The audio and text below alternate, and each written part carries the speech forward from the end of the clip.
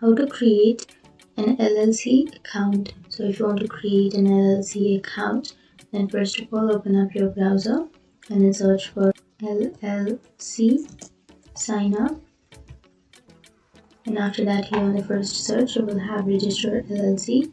Click on that, and then you can go for a login, which is on the upper right.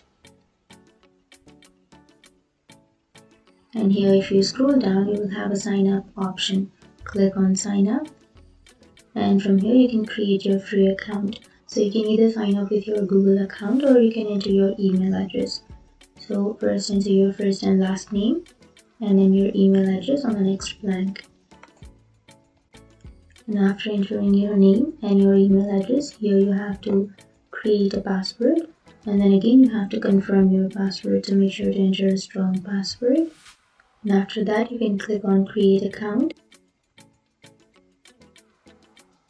And that's it. That's how you create your account.